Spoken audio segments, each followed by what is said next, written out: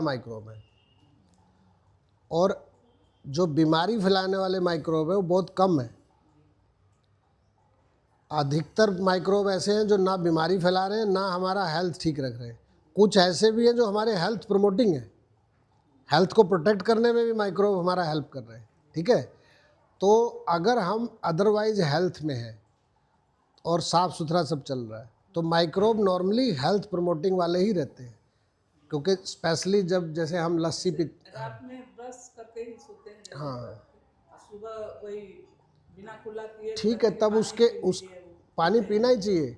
वैसे भी आप ये वाली जो बात है, हम लगातार स्वेलोइंग हमारी चलती रहती है, सोते वक्त भी हम घोंटते रहते हैं। ठीक है, थूक घोंटते रहते हैं ना, थूक तो लगातार बनता रहता है। इवन जबड़ा भी हमारा चलता रहता है। ठीक है, बात करते हैं, इवन बात करते करते आप कभी ध्यान से देखेंगे तो हम घोंटते रहते हैं। तो मुंह का माइक्रोबायोटा तो पेट में जा ही रहा है, तो आपके पानी पीने से ही वो माइक्रोबायोटा जाएगा, ये बात भी सही नहीं है। ठीक है, लेकिन ठीक है, अगर हम पानी से उसको लेके जा रहे हैं देयर इज नो प्रॉब्लम।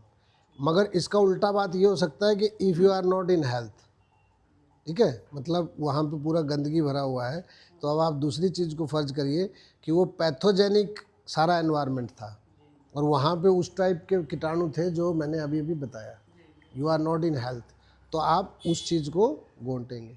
तो we have to keep it in health. ठीक है, तो उसकी सफाई वफाई करके अच्छे से चमका के अगर रखे हो और सब वहाँ पे कोई इन्फ्लामेटरी प्रोसेस और वो इन्फेक्शन वाली स्टेट नहीं है, दिस इज़ गुड, ऐसा होना ही चाहिए, ये बात सही है। वैसे भी हमारे मुंह से एक और एस्पेक्ट अगर आपको मैं बताऊं,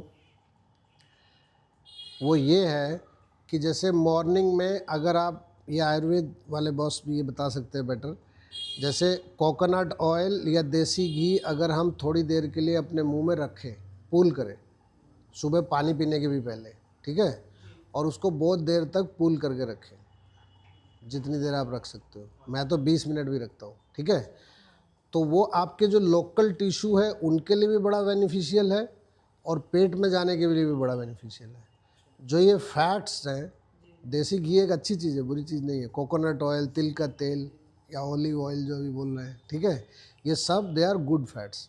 तो अगर, और बहुत ज़्यादा नहीं है, 10 ml के आसपास अगर आपने लिया है तो ये भी इवन आपके शरीर के डिफरेंट टिश्यूज़ को नरिश करता है, बल्कि हमारे ब्रेन को इसकी बड़ी ज़्यादा ज़रूरत है। ठीक है, तो लोग बहुत सारे बोलते हैं कि राजस्थान और हरियाणा के कुछ लोग स्पेशली जो बहुत ज़्यादा घी खाते थे तो वो बड़े इंटेलिजेंट होते हैं।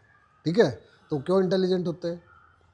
क्योंकि वहाँ घी खाने की बड़ा वो है, जैसे ये है कि हर चीज़ में घी डाल डाल के खा रहे हैं। ठीक है, तो घी का एक बेनिफिट है, जब मोटा हो गया पतला आदमी अलग बात है, लेकिन उतना भी नहीं खाने की ज़रूरत है, ज़रूरत भर का आप खाए घी तो it will nourish your brain.